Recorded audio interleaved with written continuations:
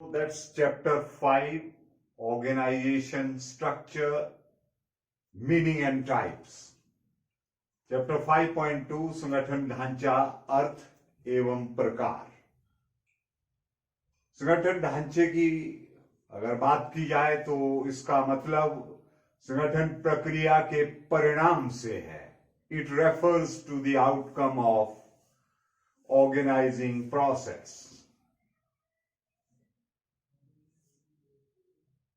Hurley ने कहा संगठन ढांचे एक संस्था में विभिन्न पदों एवं उन पदों पर काम करने वाले व्यक्तियों के मध्य संबंधों के स्वरूप होते हैं। So this is all about the relationships, people working on the different posts and संगठन संरचना के प्रारूप की बात करेंगे। Designs, forms, types of organising structure. There are basically 4 designs, forms of organising structure. One is कार्यात्मक संगठन, that is functional organisation. Second one is divisional organization. Third one is Rekha Sangathan, line organization. And the fourth one is Rekha evam staff Sangathan, that is line and staff organization. We will be focusing on the first two, the functional organization and divisional organization. Number 3 and 4, we will not be discussing them. During this lecture, my main focus will be on functional organization. कार्यात्मक ढांचे की आज बात करूंगा और कार्यात्मक संगठन ढांचे के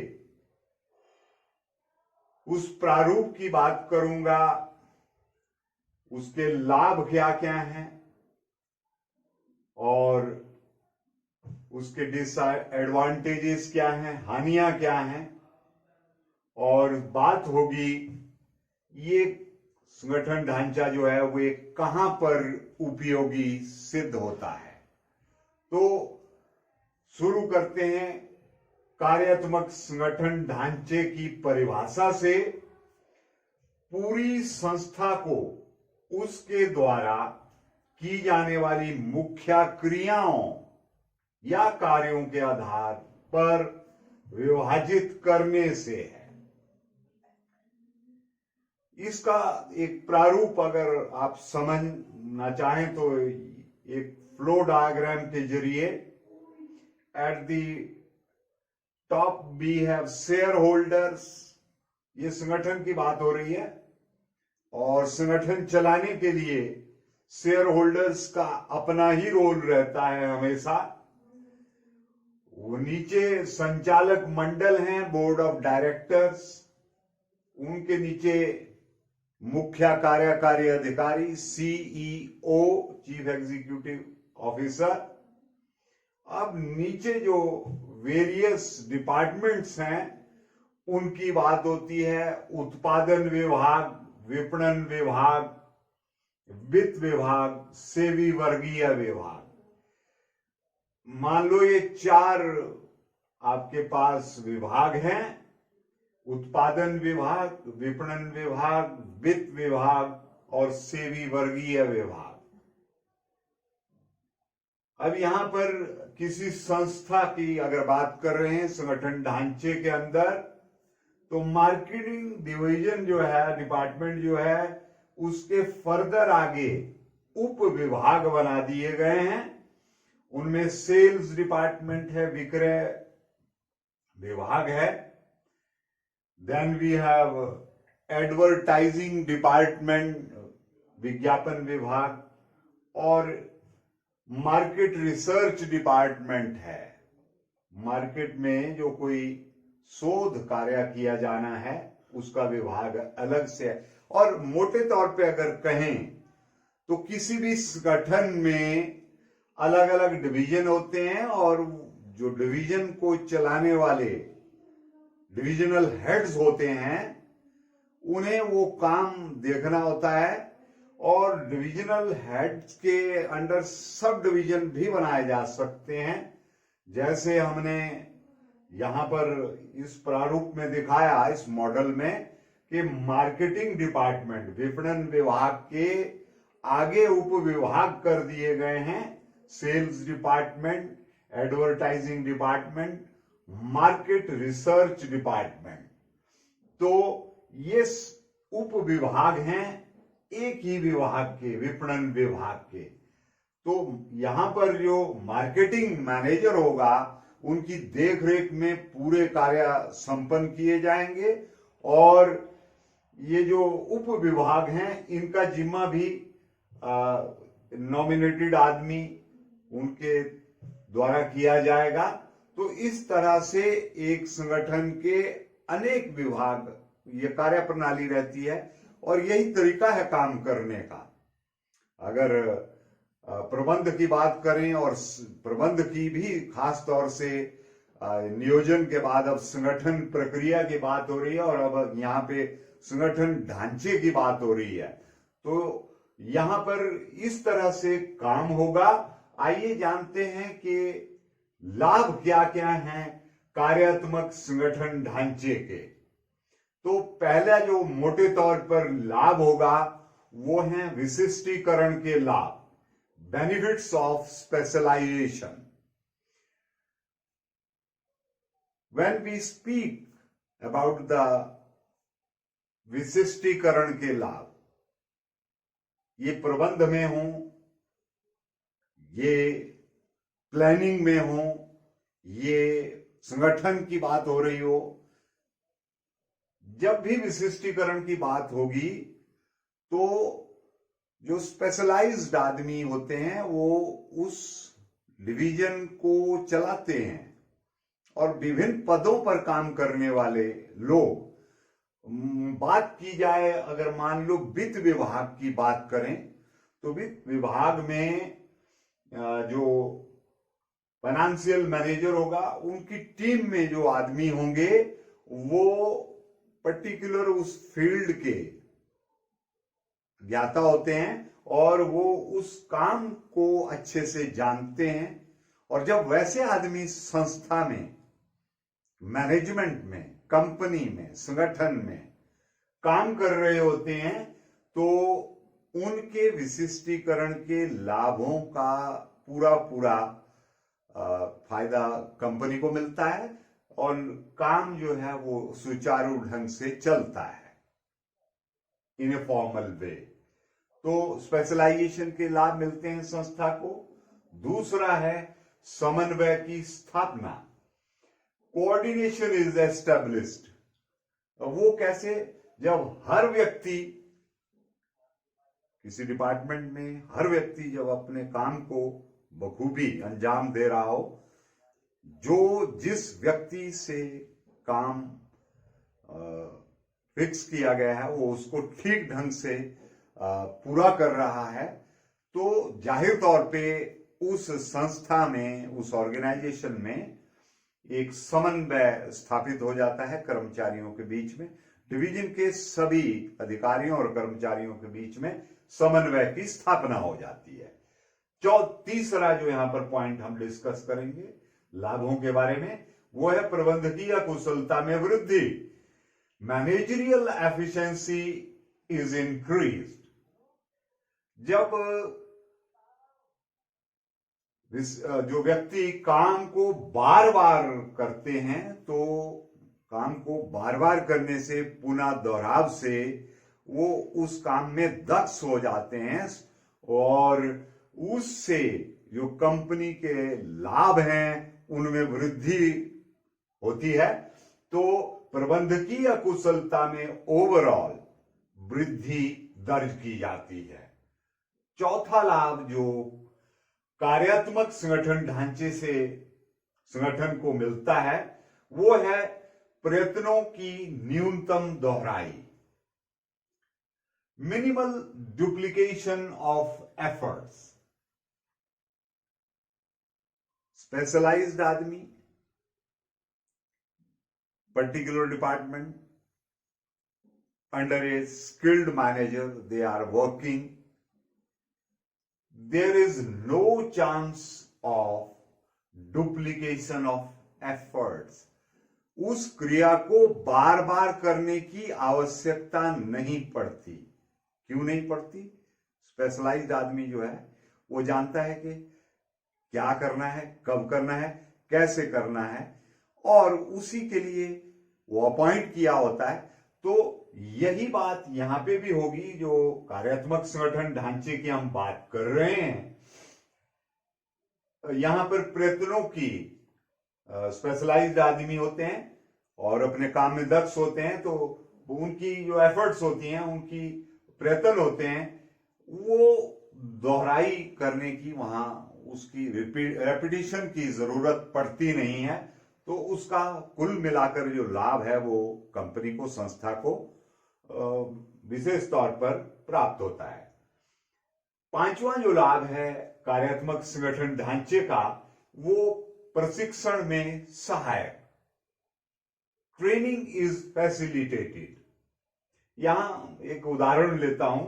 अगर मान लो कोई व्यक्ति वित्त विभाग में काम कर रहा है, तो उसकी जो ट्रेनिंग होगी फाइनेंस डिपार्टमेंट में, let's say a person is serving in finance department, his training or her training will be related to financial matters only. Specific training दी जाएगी उस आदमी को, वित्तीय मुद्दों पे ही उस आदमी की ट्रेनिंग मुकर्रर रहती है, जारी रहती है। और जब आप उस आदमी को फाइनेंशियल मैटर्स के बारे में ट्रेन करेंगे, तो जाहिर तौर पे वो उसके काम में मददगार होती है और वो अपने काम में और बेहतरीन हो जाता है। तो इस तरह से ये प्रशिक्षण में सहायक हुआ। Training is facilitated. और इसका जो एक और आखिरी लाभ है, एडवांटेज है, वो है सभी कार्यों को समान महत्व, equal weightage to all functions. तो इस तरह से एक कार्यात्मक संगठन ढांचे में जितने भी फंक्शंस हैं, काम हैं, उन सबको बराबर की अहमियत दी जाती है, उनकी सबकी बराबर की इंपॉर्टेंस रहती है। एज ए होल कंपनी के अंदर, संगठन के अंदर बहुत बेहतरीन कोऑर्डिनेशन रहता है और जो उद्देश्य होते हैं उनको प्राप्त करने में, ऑब्जेक्टिव्स को अचीव करने में आसानी होती है। So this is about the advantages of functional organisation, यानी कार्यात्मक संगठन ढांचे के लाभ की बात हो रही थी। अब चर्चा करेंगे कि जहां लाभ हैं वहां हानियां तो निश्चित तौर पे होंगी। तो आइए जानते हैं कि what are the disadvantages of functional organisation. पहला है संगठनात्मक उद्देश्यों की अवहेलना, इग्नोरेंस ऑफ ऑर्गेनाइजेशनल ऑब्जेक्टिव्स। यहां पर जो कार्यात्मक संगठन ढांचा है, अलग अलग चर्चा हुई थी हमारी शुरू में कि अलग अलग विभाग हैं, production department, marketing department, finance department, personal department. यहां पर जो विभागीय अध्यक्ष हैं उनका कई बार ये कोशिश रहती है, लेट अस सपोज हम प्रोडक्शन डिपार्टमेंट की बात करते हैं, वहां का जो विभागीय अध्यक्ष है वो ये चाहेगा कि उनके डिपार्टमेंट जो है वो बहुत बढ़िया क्वालिटी की चीजें प्रोड्यूस करे और उनके डिपार्टमेंट का बहुत बड़ा नाम हो। अब इससे क्या एक कमी रहती है जो संगठन के लिए, मार्केट में डिमांड है मिडिल लेवल क्वालिटी की, मध्य वर्गीय जो प्रोडक्ट्स हैं उनकी ज्यादा डिमांड है मार्केट में और आप बना रहे हैं हाई क्वालिटी प्रोडक्ट्स। नतीजा, आपके जो हाई क्वालिटी प्रोडक्ट्स हैं उनको हो सकता है खरीदार ना मिले, मार्केट ना मिले, और इसका ओवरऑल खमियाजा संगठन को उठाना पड़ेगा। तो इस तरह से जो संगठनात्मक उद्देश्य हैं उनकी अवहेलना होती है, इग्नोरेंस होती है ऑब्जेक्टिव्स की। और जैसा मैंने उदाहरण दिया कि प्रोडक्शन डिपार्टमेंट ने हाई क्वालिटी प्रोडक्ट्स बनाए और जब मार्केट में आप उतरे तो वहां पर मिडिल क्वालिटी के प्रोडक्ट्स की बहुत ज्यादा डिमांड थी और आपके प्रोडक्ट को ज्यादा मार्केट मिली नहीं और उसका खमियाजा भुगतना पड़ा संगठन को लॉस के रूप में। तो फॉर दैट मैटर ये उत्पादन विभाग का एग्जाम्पल था। Other divisions will also do the same thing, क्योंकि वो अपने डिवीजन के लिए नाम कमाना चाहते हैं, चमकाना चाहते हैं, ताकि उनकी वाहवाही हो, इसलिए ऐसा होता है। दूसरी जो यहां पर डिसएडवांटेज है वह है अंतर विभागीय समन्वय में कठिनाई, difficulty in inter departmental coordination. अब क्या होता है कि आपस में तो सभी डिपार्टमेंट बहुत बढ़िया कर रहे होते हैं, प्रोडक्शन डिपार्टमेंट अपना काम बखूबी कर रहा होता है, marketing department, finance department, personal department, ये सभी अपना अपना काम तो बहुत बेहतरीन से कर रहे होते हैं। लेकिन इस तरह के कार्यात्मक संगठन ढांचे में एक और जो अड़चन आती है वो ये है कि दो डिपार्टमेंट्स के आपस का जो कोऑर्डिनेशन है, समन्वय है, वो गड़बड़ आ जाता है। वो कुछ और चाह रहे हैं, एक डिपार्टमेंट कुछ और चाह रहा है, दूसरे की प्राथमिकताएं कुछ और हैं, लिहाजा दोनों में टकराव जैसी स्थिति पैदा हो जाती है और समन्वय नहीं हो पाता। समन्वय नहीं है तो दिक्कत है। तीसरा है हितों में टकराव होता है, कॉन्फ्लिक्ट ऑफ इंटरेस्ट। ये जो डिपार्टमेंटल मैनेजर्स होते हैं, जैसे मैं उदाहरण दे रहा हूं आपको कि production department, marketing department, financial department और पर्सनल डिपार्टमेंट, ये अलग अलग विभाग हैं। उत्पादन विभाग, विपणन विभाग, वित्त विभाग और सेवी वर्गीय विभाग। इनके हितों में टकराव कैसे होगा? ये अपने अपने डिवीजन में ज्यादा से ज्यादा संसाधनों की मांग करते हैं। उससे क्या प्रॉब्लम होती है कि इनके हितों में ही टकराव सामने आ जाता है, कॉन्फ्लिक्ट नजर आता है और उससे जो संगठन ढांचा है वो मजबूत होने के बजाय कमजोर पड़ जाता है। चौथी जो डिसएडवांटेज है वो है संपूर्ण विकास में बाधा, हर्डल इन कंप्लीट डेवलपमेंट। अब जब हर एक डिपार्टमेंट अपने अपने डिवीजन को अच्छा करने के चक्कर में रहता है, तो अगर पूर्ण तौर पे हम कहें कि संगठन की जो विकास है उसमें बहुत बड़ी रोड़ा बनकर ये चीज सामने आती है और संगठन जो है वो हाशिए पर चला जाता है, यानी संगठन को इस सारी चीज से हानि उठानी पड़ती है। तो ये बात हुई कार्यात्मक संगठन ढांचे के लाभ और हानियों की। अब जानते हैं कि कार्यात्मक संगठन ढांचे की जो उपयोगिता है, suitability of फंक्शनल ऑर्गेनाइजेशन, कि ये कहां कहां पे उपयोगी सिद्ध होता है। तो हमने अब तक जो चर्चा की उससे ये बात निकलकर सामने आई कि जो कार्यात्मक संगठन ढांचा है, फंक्शनल ऑर्गेनाइजेशन, ये कहां पे सूटेबल है, उपयोगी है? जहां व्यवसायिक इकाई का आकार बड़ा हो।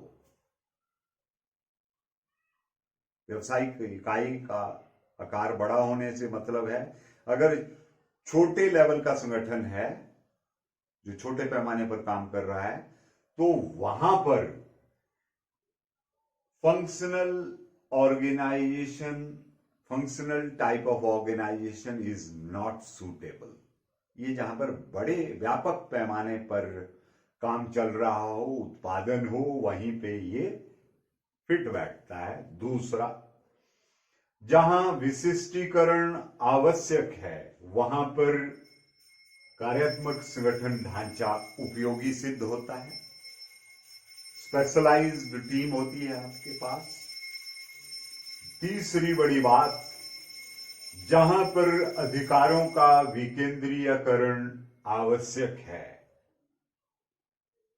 तो अधिकारों का विकेंद्रीयकरण, केंद्रीयकरण और विकेंद्रीयकरण, सेंट्रलाइजेशन और डिसेंट्रलाइजेशन, यहां डिसेंट्रलाइजेशन की बात हो रही है। बॉस के पास अधिकार हैं, वो उनको आगे सबऑर्डिनेट्स को देता है। दिस इज अधिकारों का विकेंद्रीयकरण, ताकि वो बंदा जिसको आपने काम दिया है उसको काम के साथ साथ कुछ अधिकार भी सौंप दिए गए हैं ताकि वो उस काम को अंजाम तक पहुंचा सके। और जब वो अधिकार आपको मिल गए हैं तो आप फ्रीली काम करते हैं और बॉस ने आपको जो ड्यूटी असाइन की है उसको आप बड़ी कामयाबी के साथ, मजबूती के साथ पूरा करते हैं। यही अधिकारों का विकेंद्रीयकरण कहलाता है। चौथी बात, ये कहां उपयोगी है कार्यात्मक संगठन ढांचा? जहां मुख्य रूप से एक ही प्रोडक्ट बेचा जाता हो, और एक ही प्रोडक्ट अगर बेचा जाता है तो ही ये संगठन ढांचा कामयाब है। जैसे मान लो स्कूटर डिवीजन है और आप चाहते हैं कि कुछ और भी खोला जाए, या कार डिवीजन ऑलरेडी काम कर रहा है and you are interested to open another division, maybe bike division और स्कूटी डिवीजन, तो वहां पर ये आपका कार्यात्मक संगठन ढांचा काम नहीं करेगा, उपयोगी नहीं होगा। तो आज के इस डेलिब्रेशन में हमने संगठन ढांचे के, कार्यात्मक संगठन ढांचे की बात की, परिभाषा से उसकी जो संरचना है उसके लाभों की बात हुई, हानियों की बात हुई, और सूटेबिलिटी ऑफ फंक्शनल ऑर्गेनाइजेशन की बात हुई। अब आज मैं यहीं पे इस बात को विराम देना चाहूंगा और ये उम्मीद करूंगा कि जब हम अगले लेक्चर में मिलें तो हमारी चर्चा जारी रहेगी और वो होगी डिविजनल संगठन ढांचे के ऊपर। आप चीजों को, ज्ञान को अर्जित करते रहें, आनंद लेते रहें और इन वीडियोस को देखें जरूर। सब्सक्राइब भी करें इस चैनल को, और stay home and stay safe till the next lecture. Thank you, bye bye.